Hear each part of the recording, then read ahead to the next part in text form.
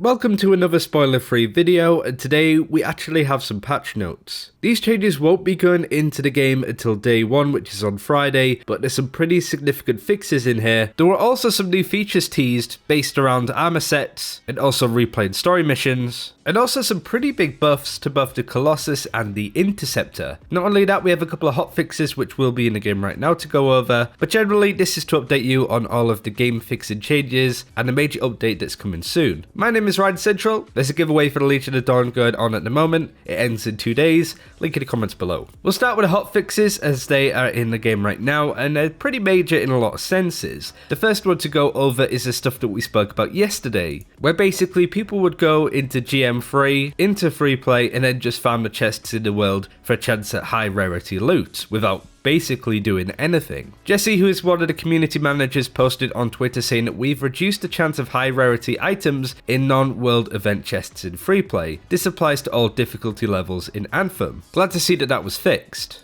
It is worth adding that this is for non-world event chests, so going into free play and doing those world events and missions does provide you with some good gear. I was doing this quite a lot yesterday, only for about half an hour playing with friends in free play, and it really is the best way to get gear. It's just not the best way to level as you're grinding. But if you're max level, it doesn't make a difference. Secondly, they changed the Tomb of the Legionnaires challenge. Again, not to give spoilers, but to go over it quickly, you had a to-do list of stuff you needed to do in free play in order to unlock the next part of the mission. One of those things that you needed to do was to unlock 15 chests by opening them. Unfortunately, if you were in a group, it only counts for the person that physically opens the chest. Therefore, you would need to do this personally 15 times, which was massively frustrating. Not only do they seem to have changed this, but they've also made a change to the mission as a whole. Going off this Reddit post again by Jesse, he says that we've made some changes that allows progress to start being tracked earlier. This means that you'll earn progress towards the challenges starting at level 3 now. For those people that will be playing for the first time on the 22nd, this will be a nice change. It means that you can work towards these challenges as you're leveling, which ultimately is going to make the whole process a lot shorter and a lot less annoying. So it's nice to see that this change was effectively hotfixed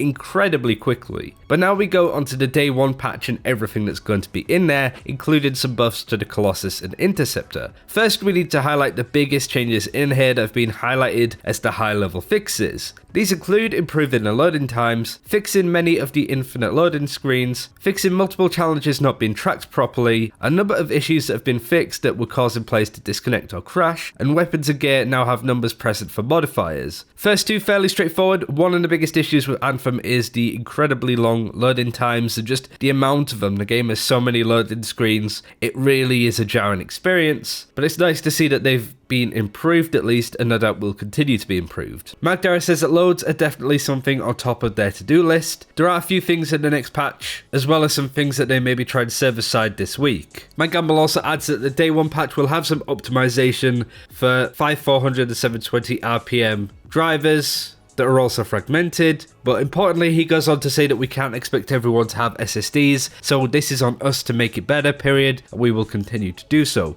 This is all really good news. Optimization of the game isn't great, granted it's not officially out yet, but I feel that that's a bad excuse in itself. Early access should be the final version of the game instead of being another sort of beta/demo, because that's how it feels. Those are the main fixes in here, but there are some pretty significant ones still to highlight. I really do like the fact that weapons again do now have numbers present for modifiers, for inscriptions. Generally that whole system is just so badly explained. Even myself now, that knows a lot about the game, still doesn't know what a good amount of inscriptions actually do, so I'm going to spend a week trying to work that out. I will highlight the most important things in the patch notes if you want to check them all yourself.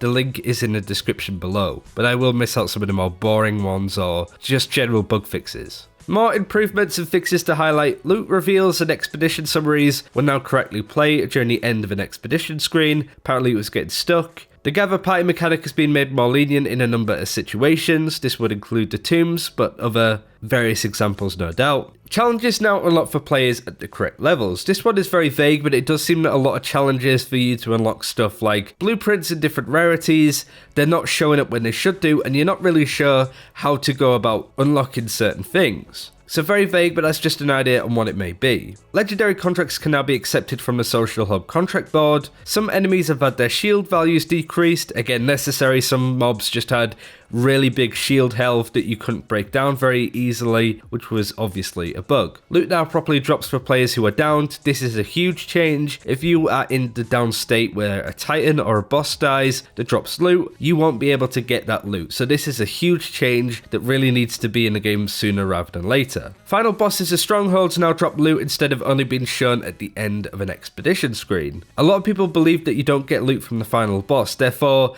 when players are doing strongholds on higher difficulties, they played up until the boss in these strongholds and then decided to restart it or just quit out because there's no point doing the bosses. But it's nice to see that the boss actually drops loot now, but it really needs to drop more loot in order to get people to finish these expeditions in these strongholds. Fix the timeouts on echoes and relics to prevent griefing and to handle disconnections properly. You know how it is, people pick up echoes or relics, they fly away, decide not to turn them in, or if you pick them up in a stronghold and you disconnect, crash out, or just leave, you will lose the relics and the other players will not be able to continue. After disconnecting, rejoining an expedition will now place you back into a squad if you were in one previously. Addresses a variety of situations where killing enemies do not progress world events. As I said, opening the chest now increments Tomb of the Legionnaire progress for all squad members present. Scar snipers can no longer shoot through the storm shield. Increase the damage of the electric status effect. Corrected an issue where the Shield of Dawn could be crafted with less materials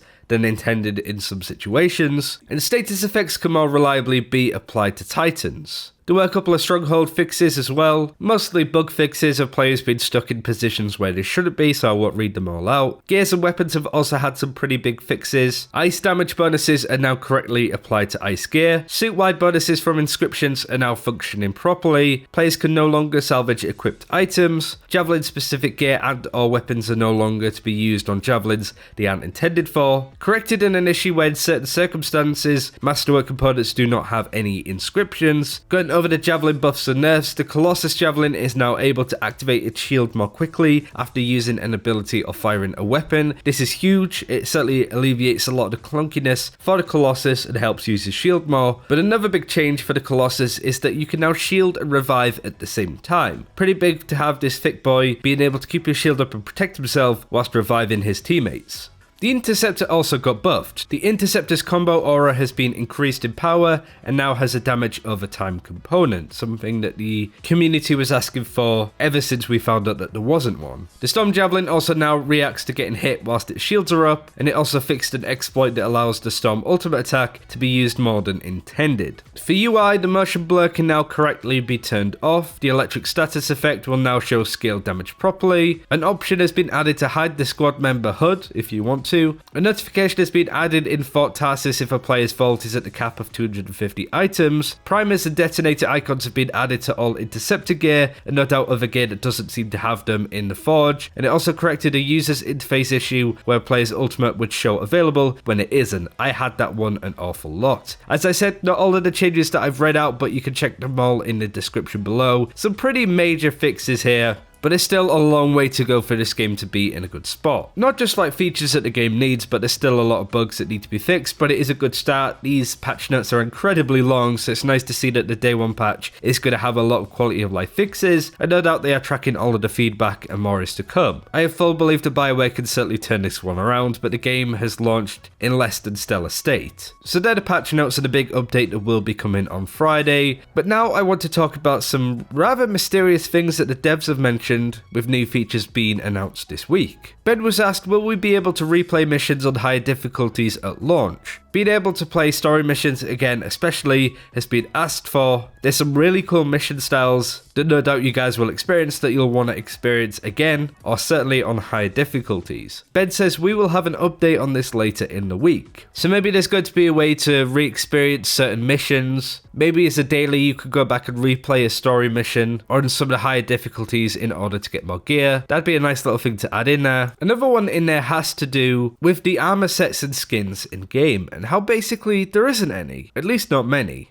Your Anthem made a really good point about skins and cosmetics. Where are the rest of the armor sets and customization? Is it a level 30 endgame thing to get access to them to purchase, or just not in the early access? For those who don't know, there's like 3 or 4 gear sets in the game currently, and none of them unlocked since the game has opened up. We know that the store is going to change in 10 days, but there really isn't an awful lot in the game. I can't believe that we've got into this universe, ironically, where people are complaining that there isn't enough microtransactions in the game to actually buy. I've been running the same stuff that I had since launch. I have so much coin, like 120,000 coins, so I could buy both sets, but I don't really want to. But there's no other choice, really, so the game needs more cosmetics in the game to buy with coins or shards, whichever you prefer. There's just no suits or skins to buy yet. Well, Ben Irving says that we have more coming. They are tied to a feature that we'll talk about soon, next week hopefully. But I'm willing to wait. It does sound like this system is going to be quite unique and hopefully quite fun to get people interested in playing in the game. Most importantly, getting specific armor sets and skins might be tied to accomplishments and achievements in the game. Fingers crossed. BioWare have taken out some key components of the game and have now explained exactly why they've done it. Forkboy asked, I thought there was meant to be a talent tree in the game, am I mistaken? And Ben Irving says, this was available in an earlier version of the game, it fell short for a bunch of reasons. We've moved the functionality to the component system, which allows for the playstyle choices we wanted originally. We have some plans for the old pilot skill system coming after launch. The game desperately needs Paragon levels, 100%. The other thing that was removed from the game was Striders. You saw this gameplay from EA last year. The Strider is no longer a point that you can sort of use to equip your suit, pick contracts and whatever. They got rid of it in place for the launch bay. As you've seen from John Warner's tweet here, Striders as a base have been replaced with a launch bay in the fort. It might be nice if in expansions or future content for the game when you go to other parts of the map, you have the Strider to go into to travel to and from, if that makes sense. And that is everything that I wanted to go over today. Thanks for watching. Some pretty big changes that have already been added into the game, as well as the changes coming on Friday. Let me know how excited you are, what other changes you'd like to see, and I'll see you soon. Take care.